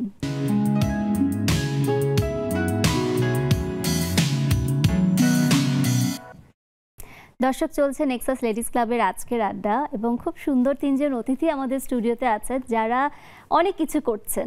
তারা 3 জনই ফ্যাশন ডিজাইনিংয়ে আছেন, তাদের 3 জনেরই নিজস্ব ক্লোদিং লাইন আছে এবং তাদের অনেক অনেক পরিচিতি আছে। আমি একটু আইরিন আপুর কাছে যাব। আইরিন আপু, আপনি তো সিএফও প্লাস আপনার একটা ক্লোদিং লাইনও আছে, সেটা নিয়েও আমাদেরকে একটু বলবেন। পেজটার নাম কি এবং কিভাবে কি ধরনের ওখানে শাড়ি এবং অন্যান্য জিনিস থাকে? ওখানে সবই আছে। পেজটার নাম হচ্ছে মিনিস ফ্যাশন। ওখানে আমরা সব মানে দেশীয় জিনিসের উপরে কাজ করছি। এটা আমি রিসেন্টলি ওপেন করেছি, খুব বেশি দিন হয়নি, তো এটা এখন কাজ করছি এটার উপরে, দেশীয় প্রোডাক্ট নিয়ে আর কি। কারণ সবাই তো ইন্ডিয়া থেকে আনে, বাইরে থেকে আনে, তো বাট আমাদের দেশীয় যে অনেক কিছু আছে, অনেক কিছু করা যায়, সেটার উপরে আমরা কাজ করছি। ভেজিটেবল ডাইং, হ্যাঁ বাটিক, ভেজিটেবল ডাইং, তারপরে হচ্ছে আরো কিছু আছে। এত কিছুর সময় বের করেন মানে সংসার করে? এটা আমার শখ থেকে করা, এটা আমার শখ থেকে, ওই যে কেন পারবো না, অবশ্যই। মানে এটা হচ্ছে একটা শখ থেকে করা, নিজের একটা জিনিস আর কি। অবশ্যই। আফরিন আপু, আপনারও তো একটা ক্লোদিং লাইন আছে, আপনার তো সালুন আছে, ক্লোদিং লাইনও আছে, তো সেটা নিয়েও আমাদের বলবেন কি আমার ধরনের শাড়ি ক্লোদিং এবং কি লাইনটা আছে? হচ্ছে আফরিনস। আচ্ছা। এটা হচ্ছে আমার শোরুমে সব ধরনের প্রোডাক্ট আছে, মানে একটা মেয়েদের যা যাবতীয় প্রোডাক্ট লাগে, শাড়ি, থ্রি পিস, বোরখা, হিজাব, কসমেটিক। এটা কি অনলাইনে, ফেসবুকে না, আছে? আমার শোরুম আছে, ও, শোরুম আউটলেট আছে। আছে। জি। আচ্ছা, কোথায় এটা? এটা যাত্রাবাড়িতে। যাত্রাবাড়িতে, হ্যাঁ। আচ্ছা। মানে আমার গন্ডিটা হচ্ছে যাত্রাবাড়ি পর্যন্ত, মানে বাট যাত্রাবাড়িতে ওখানেই আপনি খুব পপুলার, মানে আপনার সালুন, বুটিক সবকিছু মানে ওখানে আছে। বুটিক্সটা আমার শর্তই ছিল হয়তো বাবার বাড়িতে দিতে হবে আর না হয় শ্বশুর বাড়িতে, মানে আমার বাবার মার্কেটের সাইডে একটা বাড়ি আছে, আচ্ছা। তো ওইটা যখন করে তখন আমার বাবা পার্লার দিতে দিবে না। আচ্ছা। তুমি যদি চাও বুটিক্স করতে পারো, আমি অফিস করে দিব, পিছনে অফিসে বসবা, শোরুমে বসতে পারবা না, মেয়ে রেখে দিবা। আচ্ছা তুমি যেটা বলো, মানে আমার কথা হচ্ছে প্রথমে করতে দাও, তারপরেরটা পরে দেখা যাবে। তারপরে করা হলো, তারপরে এখন আলহামদুলিল্লাহ একটা ব্র্যান্ড হয়ে গিয়েছে আফরিনস। ওয়াও, খুব সুন্দর। মানে আসলে প্রতিভা থাকলে সেটা বিকশিত হবে, সেটা কেউ দমায় রাখতে পারবে না। হ্যাঁ। টিউলিপ আপু, আপনার কাছে আবার যাবো যে সবার সাথে কথা বলে যেটা হয়, একটা বয়সে যাওয়ার পর মনে হয় মানুষ একটা কনফিডেন্সটা পায়, যেটা আপনি অনেক আগে থেকে পেয়েছেন, কিন্তু সবার ক্ষেত্রে দেখা যায় যে এখনো যেরকম অনেকের কাছে কোনো ব্যাপার না বিষয়টা এখনো তারা পৌঁছায়নি। হ্যাঁ, তো কি মনে হয় যে একটা কোন এজে গেলে তখন মানুষ মনে হয় যে লাইফের কিছু স্টেজ পারই করে ফেলেছি, অর্ধেক পার করে ফেলেছি, এখনো যদি নিজেকেই শক্ত করে না ধরি তাহলে মানুষের কথা শুনেই মরেও যেতে হবে? কি মনে হয় যে তাদের উদ্দেশ্যে কি বলবো? আপু, তার আগে আমি একটা কথা বলি। আমি ছোটবেলায় শুনেছি, যখন আমরা মানে গান শুনতাম ছাইয়া ছাইয়া, তখন আমাদের বড় যে খালাবুনিরা ছিল তারা আমাকে বলতো যে এখন তো এগুলো শুনছো, বড় হলে রবীন্দ্রসঙ্গীত, তারপর হচ্ছে নজরুল সঙ্গীত, এগুলো ভাল লাগবে, স্মুথ গান ভাল লাগবে। বাট আমার বয়স এখন 35+, আমার এখনো ছাইয়া ছাইয়াই ভাল লাগে। মানে আমার থিঙ্কিং আলাদা কিনা আই ডোন্ট নো। আমার কথা হচ্ছে বয়সটা অ্যাজ এ নাম্বার, এটাকে নাম্বার দেখো। আমাদের ইন্ডিয়াতে দেখো রেখা, তার বয়স কত, বাট সে এখনো কত গ্ল্যামার। মানে আমাদের থিঙ্কিংটা ছেড়ে দিতে হবে। 30 হয়ে গেছে, এখন তুমি AZ এর মতো শাড়ি পরো, তুমি এখন স্লিভলেস পরতে পারবে না, তুমি এখন শর্ট কামিজ পরতে পারবে না, তুমি এখন প্যান্ট শার্ট, এই থিঙ্কিংটা ছেড়ে দাও।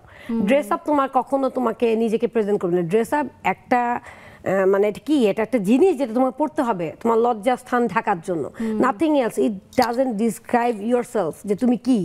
হ্যাঁ, দেখা যায় একটা মেয়ে খুব ওয়েস্টার্ন পড়ছে, নামাজ গান বাজনা করছে, বাট সে কিন্তু নামাজ পড়ছে। সো আমরা তো বুঝতে পারি না, জাজমেন্টাল হওয়া যাবে না। এই ড্রেস আপ সেন্স এগুলো ছেড়ে দিতে হবে। আর একটা বয়সের পর এটা থামাই দিতে হবে, এটাও ছেড়ে দিতে হবে। কিসের বয়স? 40 কারিনা কাপুরেদের বয়স কত? আমাদের থেকে সিনিয়র, তারাই তো বুড়ি হয়নি, তা আমরা কেন বুড়ি? আমাদের কিন্তু অনেক কটু কথা শুনতে হয়, 2 বাচ্চার মা, বুড়ি মহিলা, চুল কালার করেছে, মেকআপ করেছে, আমাদের শুনতে হয়। আমাকে তো বলতেই থাকে সারাক্ষণ 2 বাচ্চার মা, নিজেকে কি মনে করে। হ্যাঁ হইছি বাবা, আমি 2 বাচ্চার মা হয়েও তো আমি একটা টিনেজার মেয়েকে বিট করার মতো আমার স্কিন, বিট করার মতো আমি ফিগার মেনটেন করছি, সব করছি। আমি তো নায়িকা না, বাট আমি মেনটেন করছি সুস্থ থাকার জন্য। সো এখন জেলাসি লেভেল থেকে বলুক, আই ডোন্ট মাইন্ড, বাট ভালোই লাগে, জেলাস করে তো 2 বাচ্চার মা দেখে এখনই ইয়াং। সো এটা বলা যাবে না, বয়স একটা হচ্ছে নাম্বার, এটা মাথায় রাখো।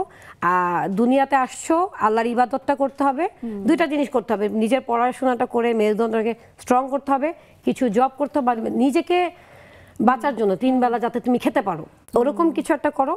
নামাজটা পড়ো, কারণ একটা তোমার অ্যান্সার দিতে হবে আল্লাহকে। তুমি দেখো আমাদের এখানে অনেকে আমরা কিন্তু নেল পলিশ দরকার, আমরা নামাজটা পড়ি, কারণ আল্লাহকে অ্যান্সারটা দিতে হবে আমাদের। সো এটা মেনটেন রাখো। নামাজটা হচ্ছে এত সুন্দর মোটিভেশন করে, কোনো ইয়োগা দরকার নেই, তোমার কোনো কোয়ান্টাম দরকার নেই, তুমি নামাজ পড়ো, সকালে ভোরে উঠে নামাজটা পড়ো, কোরআন শরীফটা 1 পেজ করে পড়ো, তুমি দেখো তোমার কতটা শক্তি আসে। যদি পারো বাংলায় তাৎপর্যটা পড়ো, এটা আরো ভালো।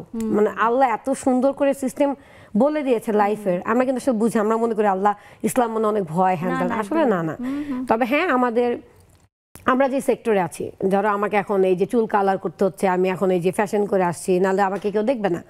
সো এইটার জন্য হয়তো আমরা অনেক কিছুই করতে পারি না, 100% তো করতে পারি না, বাট তারপর চেষ্টা করি যে লাইফটা যাতে বোরিং না হয়। আমার মেয়েরা যত না বলে যে আমার মা একটা বোরিং মানুষ ছিল, সে 3 বেলা শুধু রান্না করছে, যেমন আমরা বলতাম আমাদের মাদের যে কি করো সারাদিন, শুধু তো রান্নাই করো। বাট এখন বুঝি তারা কি করছে, 3টা ছেলে মেয়েকে বড় করছে, জয়েন্ট ফ্যামিলিতে থাকছে, কত কিছু হ্যাসেল দেখছে।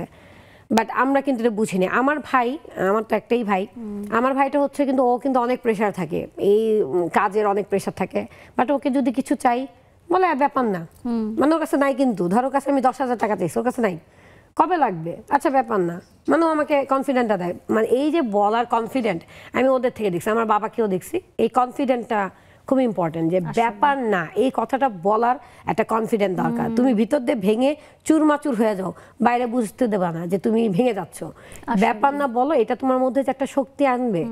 ধরো আমাকে একটা মেয়ে এসে বলতেছে আপু আমার হাজবেন্ড তো মারতেছে, আমাকে কিছু করতে দিচ্ছে না, কি করব, তোমার হাজবেন্ড তো ভালো, এই যে এই কথাটাও তো হাস্যকর। আমার হাজবেন্ড ভালো মানে আমার অ্যারেঞ্জ হয়েছে, আমি কি জানি ও ভালো না খারাপ, ওকে আমি বানায় ফেলছি এইভাবে, যে এইভাবে করতে দাও, কোনো খারাপ জায়গায় যাচ্ছি না, কোনো এমন কিছু না যেখানে তোমার নাক কেটে যাবে।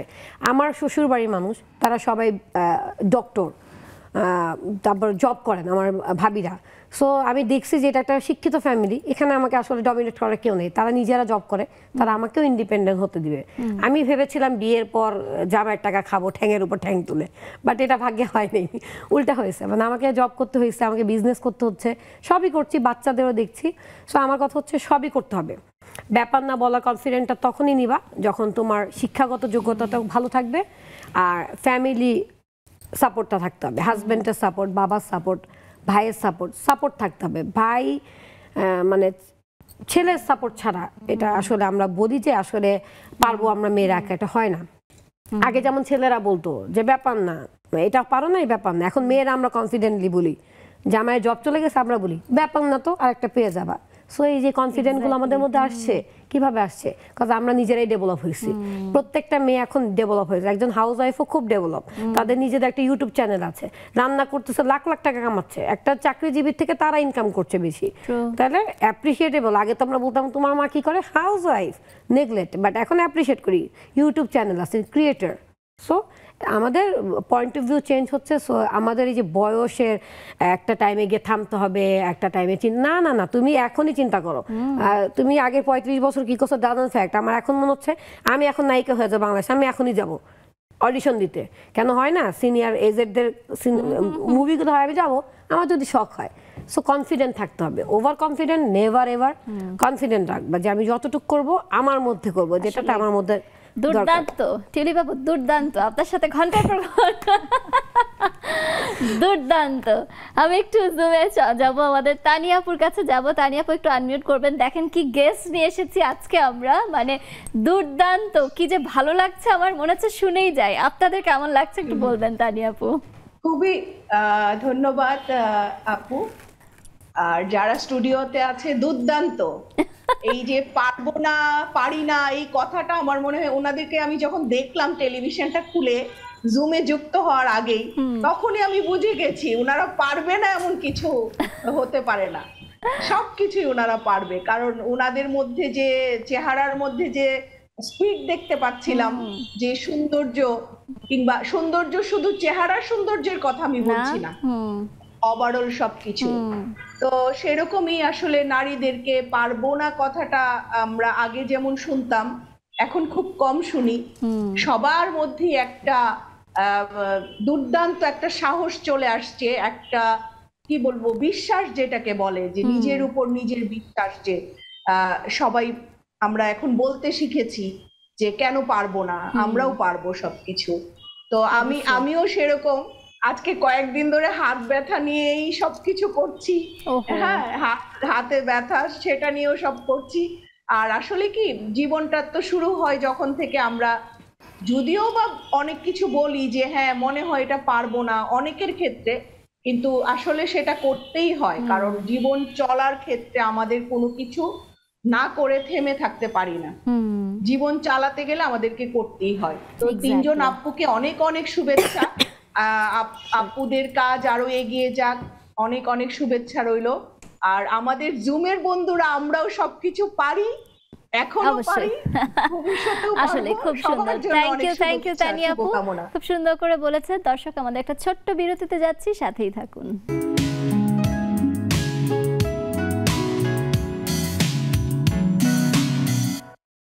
দর্শক, চলছে নেক্সাস লেডিস ক্লাবের আজকের আড্ডা এবং আমরা আড্ডা দিচ্ছিলাম কোনো ব্যাপার না এরকম একটা বিষয়ে। মাঝে মাঝে অনেক কিছু অনেক বড় ব্যাপার হয়ে যায় এবং সেটাকে কিভাবে করে আমরা অতিক্রম করে নিজেকে সেই পরিমাণ কনফিডেন্স গ্যাদার করে কিভাবে আমরা ওই চূড়ায় দাঁড়াতে পারি সেটা নিয়েও কিন্তু আমরা অনেক চমৎকার সব কথা শুনছিলাম আমাদের দর্শকদের কাছে থেকে, আপনাদের কাছে থেকে যারা আমাদের সাথে জয়েন করেছেন। এবং আমি চলে যাব একটু জুমে আমাদের আপুদের কাছে। আমি দেখতে পাচ্ছি আনোয়ার আপু আছেন। আনোয়ার আপু, আপনি একটু আনমিউট করবেন, শুরু থেকে আপনাকে আমরা পাচ্ছি। থ্যাংক ইউ আনোয়ার আপু। কোনো ব্যাপার না এরকম একটা শক্ত বিষয়, ব্যাপারটা আসলে যতটা আমরা কোনো ব্যাপার না ভাবছি সেটাও আসলে না। নিজেকে কখনো ওই পর্যায়ে ভেবেছেন যে কোনো ব্যাপারই না অনেক কিছুই? আনোয়ার আপু একটু আনমিউট করবেন। জি, বৃষ্টির দিনে শাড়িটা খুব সুন্দর লাগছে, নীল একটা শাড়ি। Thank you. হ্যাঁ, জি, বসলাম তো সবার কথা শুনছিলাম, বিশেষ করে অতিথিদের কথাগুলো খুব ভালো লাগছে। আর জুলি পাপুর কথাগুলো খুবই ভালো লাগছে আমার কাছে, এত মানে স্পষ্টবাদী উনি, খুব ভালো লাগছে আসলে। এতটা স্পষ্টবাদী মানুষকে আসলে আমরা কিন্তু খুব সহজে গ্রহণ করতে পারি না, মানে আমাদের এই সমাজ ব্যবস্থা মেনে নেয় না আসলে। যেটা হচ্ছে যে কোনো ব্যাপারই না, এই বিষয়টা আমি আসলে অনেক পরে এসে বুঝেছি। কারণ আমার ছেলে মেয়ের পড়াশোনার ব্যাপারে খুব সিরিয়াস ছিলাম, বা সংসারে কোনো একটা ব্যাপারে আমি খুব বেশি সিরিয়াস ভাবে নিয়ে নিতাম। তো এখন অনেকটা পরে এসে যখন বুঝলাম যে না, কোনো ব্যাপারই না, এটা বোঝার পরে আসলে মনে হলো কি যে না, আসলে সবকিছু তো অনেকটা সহজ। তো এটা মানে আরো আগে আমার বোঝা দরকার ছিল যে কোনো ব্যাপারই না। যেমন আজকে এই যে জুমে বসাটাও কিন্তু আমাদের জন্য কোনো ব্যাপারই না, জাস্ট জুমে ঢোকা, পাসওয়ার্ডটা দেয়া এবং খুব সহজে লেডিস ক্লাবে আড্ডা দেওয়ার জন্য আমাদের জন্য এটা আসলে কোনো ব্যাপারই নাই, এই সময়টুকু বের করে নেয়া। তো এটা আমার জন্য আসলে এখন খুব সহজ হয়ে গিয়েছে আপনাদের সাথে আড্ডা দিতে। Thank you so much, thank you so much Anwar আপু। খুবই ভালো লাগলো আনোয়ার আপু, থ্যাংক ইউ সো মাচ। আমি একটু খুকু আপুর কাছে যাব। খুকু আপু, আপনিও কিছু এই বিষয়ে কি বলবেন? খুকু আপু একটু আনমিউট করে বলেন। আপু শুভ সন্ধ্যা। জি, স্টুডিওর আপুদের কথা শুনতেছিলাম, খুব ভালো লাগছিল।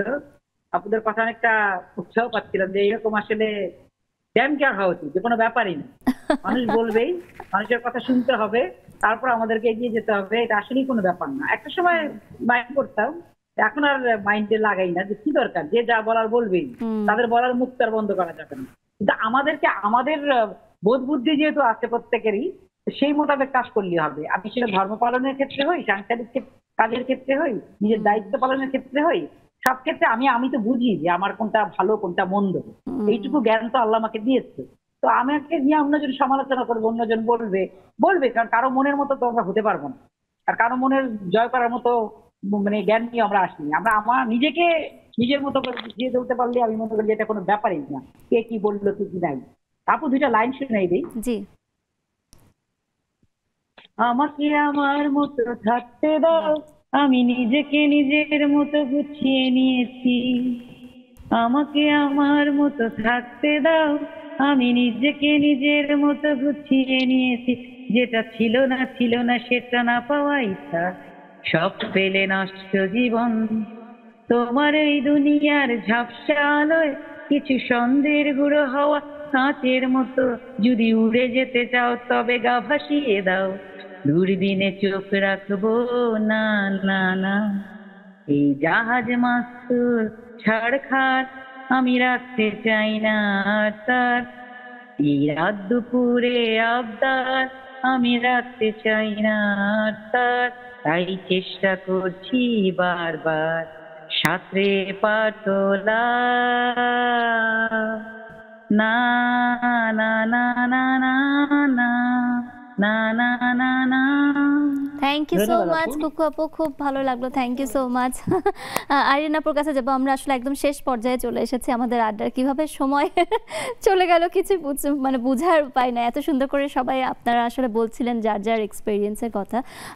সংক্ষেপে একটু আরিয়ান আপু বলবেন কেমন লাগলো, এবং সবচেয়ে বড় কথা হচ্ছে আপনাদের সবারই সন্তান আছে, তো সন্তানদেরকে কিভাবে বলবেন যে আসলে সবকিছুকে এত বেশি সিরিয়াস তো লাইফে হতেই হবে, কিন্তু অ্যাট দ্য সেম টাইম জীবনটাকে উপভোগও করতে হবে, তো দুইটার যে ব্যালেন্সটা এটা কিভাবে বলবেন সন্তানকে? আপু এটা আমি অলরেডি বলি আমার বাচ্চাকে। আমার বাচ্চা 3টা, আমার বড় ছেলে, তারপরে মেয়ে, তারপরে ছেলেটা ছোট 2 বছর। বড় ছেলেকে আমি সবসময় বলি যে কোনো কিছু ওভাবে কাজ করবা, অবশ্যই সিরিয়াসলি কাজ করবা, কিন্তু কোনো ব্যাপার না এই জিনিসটা, মানে এটাকে মনে করে করবা। কারণ হচ্ছে যে লাইফটাকে এনজয় করো, মানে সব কিছুকে এত প্রেশার দিও না। তুমি তোমার লাইফটা এনজয় করো, সব কিছু যেটা করতে চাও। তুমি খেলতে চাও, ফুটবল খেলা খুব পছন্দ করে, যার জন্য আমি প্রতি ফ্রাইডেতে ওকে 40s-এ নিয়ে যাই।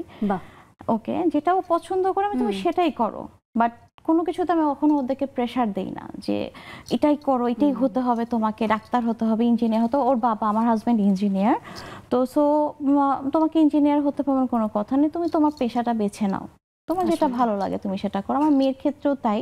আমার মেয়ে নাচতে ভালোবাসে, আমি তার 8 বছর, আমি তাকে ছায়ানটে ভর্তি করব, তো ফর্ম ফিল আপ করেছি, ফেব্রুয়ারি থেকে ক্লাস। তো আমার কথা হচ্ছে যেটা করতে চাও, আমার বাবা আমাকে এইভাবে মানুষ করেছে, আমি আমার বাচ্চাদেরকে এইভাবে মানুষ করতে চাই, কোনো প্রেশার না, যেটা করতে চাও এভাবে করেই যেন সবাই চিন্তা করে। আসলে আফরিন আপু, আপনি সবশেষে আপনার ক্ষেত্রেও একই বলবো যে কিভাবে করে এই জেনারেশন কিংবা আপনার সন্তানকে আপনি কিভাবে বলবেন যে আমার একটাই ছেলে, ও এবার ও লেভেল দিচ্ছে, তো ওর ব্যাপারে আমি খুব সেনসিটিভ। মানে আমি যেরকমটা একটু ভীতু, ও আমার পুরো উল্টা, ও খুব এই যে ব্যাপার না টাইপ, মানে লাইক টিউলি পান্টি, কিছুই হবে না, কিন্তু আমি সবসময় ভয় পাই, বাবা এইভাবে না এইভাবে। বাট ওর ক্যারিয়ার, ওর পড়ালেখার ব্যাপারে আমি ওকে সম্পূর্ণটা ছেড়ে দিয়েছি যে আমার কথা হচ্ছে তুমি একটা ভালো মানুষ হও। আসলে লেখাপড়া আমি ছোট থেকে কখনো বলি নাই তোমাকে প্লেজ আনতে হবে, ফার্স্ট সেকেন্ড থার্ড হতে হবে। আমার কথা হচ্ছে তুমি ভালো মানুষ হও, লেখাপড়া যতটুকু দরকার করো, রেজাল্ট ভালো নিয়ে আসো, আমার প্লেজের দরকার নেই, ফার্স্ট সেকেন্ড হওয়ার দরকার নেই, আমার একটা ভালো মানুষ দরকার। আলহামদুলিল্লাহ এখন আমার ছেলে মাথা নিচু করেই কথা বলে, সবার সাথে ওইভাবেই কথা বলে, দারোয়ান থেকে ড্রাইভার থেকে সবাই বলে যে একটা ছেলে আলহামদুলিল্লাহ খুব ভদ্র। আমি এটাই চেয়েছি, লেখাপড়া সবাই করে, সবার ব্রেন এক হয় না, সবাই ফার্স্ট বয় হয় না। অসাধারণ অসাধারণ, খুবই ভালো লাগলো। সবশেষে টিউলিপ আপু, জাতির উদ্দেশ্যে কি বলবেন একটু ছোট করে আমাদেরকে? আর না, তুমি বেবিদের জিজ্ঞেস করছো, আমার বেবিদের না বলে আমার মেয়ের আমাকে ধরবে। আচ্ছা যাই হোক, ফান। আমার 2টাই মেয়ে আলহামদুলিল্লাহ। সো আমার বড় মেয়েটা খুব সিনসিয়ার পড়ালেখা, সো আমি ওকে বলি এত পুরো না মা, দিন শেষে তোমাকে থালি পাতিলি তোমার ধুইতে হবে। সো ও খুব সিরিয়াস, আমি বলি একটু ইজি করে পড়ো, বাট আলহামদুলিল্লাহ ও খুব সিরিয়াস, নিজে থেকে নিজে পড়ে, নিজে ভালোটা বুঝে। কজ আমি বলি পড়াশোনা নিজে পড়বা, তুমি ইনকাম করবা, তুমি ভালো থাকবা, আমাকে দিতে হবে না। সো এটাও বুঝে। ছোটটা একটু দুষ্ট হয়েছে, ওটারও আই ডোন্ট নো কীভাবে কন্ট্রোল করবো। আর জাতির উদ্দেশ্যে যেটা বলতে বললাম, অবশ্যই বলছি, ব্যাপার না। আমরা আসলে আজকে এই টপিকটা নিয়ে বলতে এই জন্য এসেছি, আমরা 3 ফ্রেন্ডই এসেছি। ব্যাপার না বলতে, মানে বলার যে সাহসটা, সে সাহসটা সবাইকে অর্জন করতে হবে। যে ওই যে আমি বললাম না, কেউ কিছু বলবে পিছে টানবে, যারা পিছে কথা বলবে তারা পিছে টানবে, কজ তারা অলরেডি তোমার পিছে, তুমি তাদের থেকে এগিয়ে গিয়েছো, দ্যাটস ওয়াই তোমাকে তারা পিছে টানছে। এটা সবসময় মাথায় রাখবা, যদি আমি পিছে বলতেছে, আমার সামনে তো বলতেছে না, আর সামনে বললে সেটা কুকুর বলবে, এটা তো আমি তো না, এটা মানুষ তো না অবশ্যই। সো চিন্তা করতে হবে, স্ট্রং থাকতে হবে, আর কিচ্ছু না, নাথিং, স্ট্রং থাকতে হবে, আল্লাহর উপর বিশ্বাস রাখবা। থ্যাংক ইউ সো মাচ দর্শক, আজকে আমাদের এখানেই শেষ করতে হচ্ছে আড্ডা। এত সুন্দর সুন্দর কথা শুনলাম যে কোনো ব্যাপার না, জীবনে আসলে সাহস এবং কনফিডেন্স যদি থাকে কেউ থামাতে পারবে না, এবং আমরা খুব সুন্দরভাবে এভাবেই বেঁচে আছি, এভাবেই বেঁচে থাকবো। আগামীকাল আবার চলে আসবো সুন্দর কোনো টপিক নিয়ে এবং আপনাদের সাথে আবার আড্ডা দিব। আপনারা সবসময় নেক্সাস টেলিভিশনের সাথে আছেন, সবসময় থাকবেন। আজকে এখানেই বিদায় নিচ্ছি, আল্লাহ হাফেজ।